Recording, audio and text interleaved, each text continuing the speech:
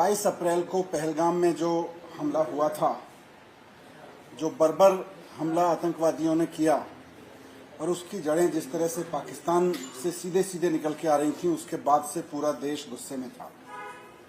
उसके बाद भारत की सेना ने 7 मई को जो ऑपरेशन सिंदूर को सफलतापूर्वक चला के आतंकवादियों के अड्डे तबाह किए, उससे पूरा देश एक गरिमा में सुकून महसूस कर रहा था। और उसके बाद जो कुछ भी हुआ, 8 मई, 9 मई, 10 मई, 11 मई, भारतीय सेना लगातार पाकिस्तान को मुंह तोड़ जवाब दे रही थी, उनके हथियारों को नष्ट कर रही थी हवा में और जमीन में। भारतीय सेना और पूरा भारत बहुत एडवांस स्टेज पे था। हम सब लोग, सभी राजनीतिक पार्टियों के लोग, पूरा देश सरकार के साथ खड़ा था। अचानक सीज फायर की घोषणा हुई। उस वक्त पूरे देश के मन में कई सवाल उठे।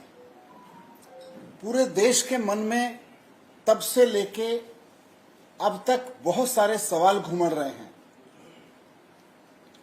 कल शाम प्रधानमंत्री जी ने जब देश के नाम संबोधन किया तो पूरे देश को उम्मीद थी कि अचानक हुए सीज फायर को लेके देश के मन में जो सवाल है, प्रधानमंत्री जी उनके जवाब देंगे। सबको लग रहा था कि कुछ ऐसी परिस्थितियां, कुछ ऐसी चीजें होंगी जिससे पूरे देश के मन में इस पूरी कार्रवाई को अचानक रोक देने की प्रति और ऊपर से जो डेवलपमेंट हुए उनके प्रति जो सवाल उपज रहे हैं, घुमड़ रहे हैं, उनका जवाब प्रधानमंत्री जी के भाषण में मिलेगा। प्रधानमंत्री जी ने कल अपने भाषण में 2 चीजें इंपॉर्टेंट कही। मेरे पास उनके भाषण की ट्रांसक्रिप्शन है। प्रधानमंत्री जी ने कहा कि भारत की आक्रामक कार्रवाई के बाद पाकिस्तान बचने के रास्ते खोजने लगा था। ये बहुत बड़ी चीज है। पाकिस्तान एक टेररिस्ट स्टेट है और पाकिस्तान टेररिस्ट हमले करवाता रहा है, उसको जवाब देना जरूरी था। पूरा देश जब जवाब आप दे रहे थे, जब भारत की सेना जवाब दे रही थी, तो पूरा देश दिल से साथ खड़ा था और दुआएं कर रहा था। लेकिन प्रधानमंत्री जी कहते हैं कि भारत की आक्रामक कार्रवाई के बाद पाकिस्तान बचने के रास्ते खोजने लगा।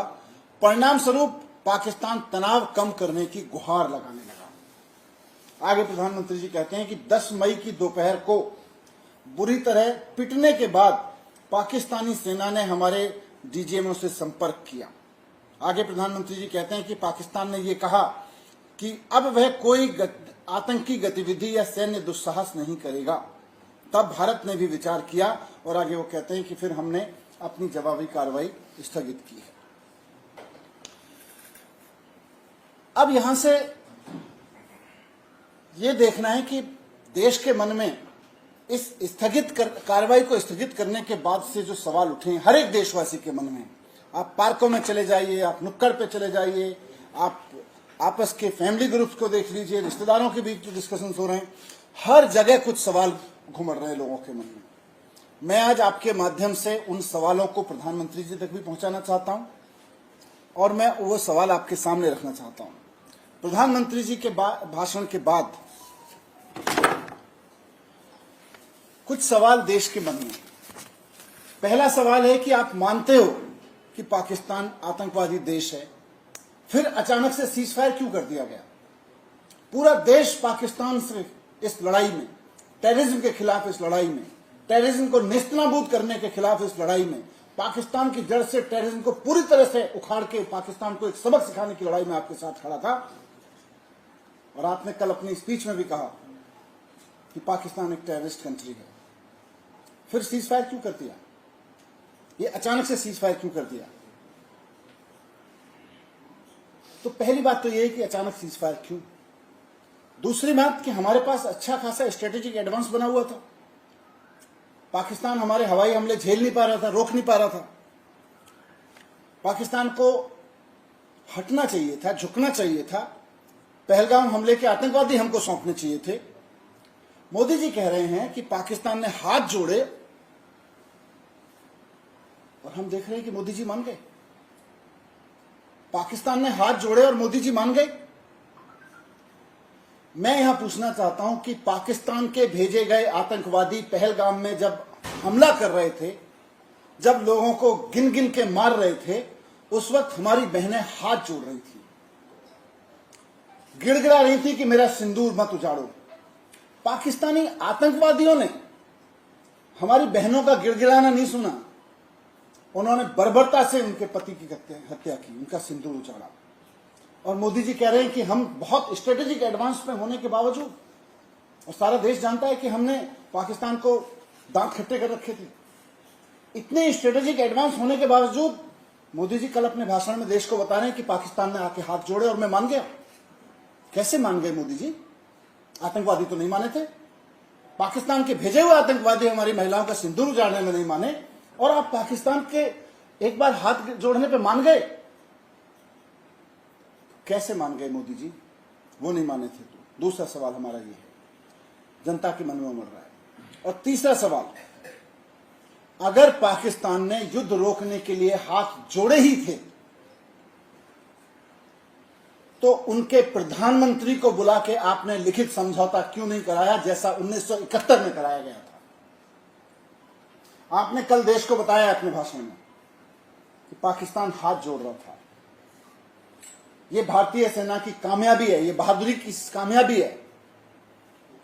तो अगर पाकिस्तान हाथ जोड़ रहा था तो फिर उनके प्रधानमंत्री को बुला के लिखित समझौता क्यों नहीं कराया गया? और जैसा कि आप कह भी रहे अपने भाषण में, आपने कहा है कि पाकिस्तान ने यह कहा कि अब कोई आतंकवादी गतिविधि या सैन्य दुस्साहस नहीं करेगा। पाकिस्तान ने हाथ जोड़े और आप मान गए। 1971 में इस देश में नजीर है इस बात की कि किसी के हाथ जोड़ने से यह देश नहीं मानता रहा है। प्रधानमंत्री को बुला के लिखित समझौता करवाया इस देश ने, और आज आप कह रहे हैं कि हम मान गए।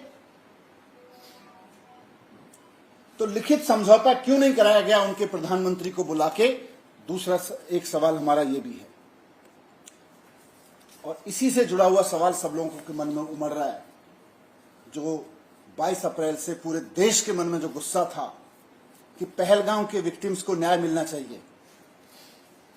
आपके सीजफायर के बाद उन पहलगाम के विक्टिम्स को न्याय कैसे मिलेगा? और सिर्फ पहलगाम के 26 विक्टिम्स परिवार नहीं, पूरा देश उसमें शामिल है, और वो 21 परिवार भी शामिल हैं जिनके परिवार के लोग इस कार्रवाई में और उजड़े, पुंछ में और बाकी दूसरी जगहों पे। उनको न्याय कैसे मिलेगा? पहलगाम के विक्टिम्स को न्याय कैसे मिलेगा? सवाल तो और भी हैं, लोगों के मन में घुमड़ रहे हैं, लेकिन सबसे महत्वपूर्ण 4 सवाल यही हैं कि अगर पाकिस्तान आतंकवादी देश है तो अचानक सीजफायर क्यों किया? जब हमारे पास स्ट्रेटेजिक एडवांस था तो पाकिस्तानी आतंकवादियों के सामने जब हमारी बहनों हाथ जोड़ रही थी, वो नहीं माने थे, तो आप उनके हाथ जोड़ने से कैसे मान गए? और अगर आप मान ही रहे थे और आपको यकीन हो गया था कि पाकिस्तानी अब आगे हरकत नहीं करेंगे, तो फिर उनके प्रधानमंत्री को बुला के लिखित समझौता क्यों नहीं कराया? और फिर इस पूरे सीजफायर से उन्होंने हाथ जोड़े और आप मान गए, इस सबसे पहलगाम के विक्टिम्स को न्याय कैसे मिलेगा? सवाल और भी है देश के मन में। सवाल यह भी है कि जिस वक्त सीजफायर अनाउंस भारत के अधिकारियों ने किया, यह कैसे संभव हुआ कि उससे ठीक पहले अमेरिका के राष्ट्रपति ने ट्विटर पर यह ऐलान कर दिया कि भारत सीजफायर कर रहा है? कैसे अमेरिका के राष्ट्रपति बार बार यह दावा कर रहे हैं कि उन्होंने भारत और पाकिस्तान के बीच सीजफायर कराया है? कैसे वो ये दावा कर रहे हैं कि मैंने व्यापार को रोकने की धमकी दी थी? कल पूरा देश उम्मीद कर रहा था कि प्रधानमंत्री जी अपने इस भाषण में जरूर बताएंगे, अमेरिका को भी 2 टूक सुनाएंगे। प्रधानमंत्री जी बताएंगे कि भारत का इतिहास रहा है कि कश्मीर के मामले में हो या पाकिस्तान से सुलटने के मसले पे हो, भारत ने हमेशा अपने दम पे सुलटा है पाकिस्तान को। कभी भी अमेरिका का हस्तक्षेप बर्दाश्त नहीं किया, किसी और देश का हस्तक्षेप बर्दाश्त नहीं किया। पहली बार प्रधानमंत्री जी मौन रह गए। प्रधानमंत्री जी का मौन इशारा करता है कि कहीं तो कुछ है। अमेरिका पे एक शब्द नहीं बोले। इतना बड़ा दावा अमेरिकी प्रेसिडेंट का कि मैंने भारत को झुका दिया, ट्रेड की धमकी देकर झुका दिया। कैसे झुक गया? 72 से हमारा पूरा स्टैंड रहा है। कोई हमारे बीच में दखल नहीं देगा और हमारी सेना और हम भारत सक्षम है ऐसी चीजों से निपटने के लिए। आज हमें अमेरिका की जरूरत पड़ रही है। आज कोई व्यापार की धमकी देके कह रहा है कि मैंने भारत को झुका दिया और देश के प्रधानमंत्री राष्ट्र के नाम संबोधन में एक शब्द नहीं बोलते हैं कि अमेरिका वालों चुप रहो, हमको अपने दुश्मनों से निपटना आता है, हमको आतंकवाद का खात्मा करना आता है। आप एक शब्द नहीं बोल रहे हैं। ये रहस्यमयी चुप्पी अमेरिका के प्रति कुछ और कहानी कहने की कोशिश कर रही है। क्या अभी हमें भी नहीं पता, देश के मन में सवाल हैं। मुझे पूरी उम्मीद है कि अगली बार प्रधानमंत्री इन सब सवालों के जवाब देंगे। मैं यही सवाल जो हमारे मन में उमड़ रहे हैं, जनता के मन में घुमड़ रहे हैं, प्रधानमंत्री जी के कल के संबोधन में उनका एक का भी जवाब नहीं मिला, आपके समक्ष रखने आया था। मुझे उम्मीद है कि भारतीय जनता पार्टी और प्रधानमंत्री जी देश की भावनाओं को समझते हुए इनके जवाब जरूर देंगे। Thank you very much.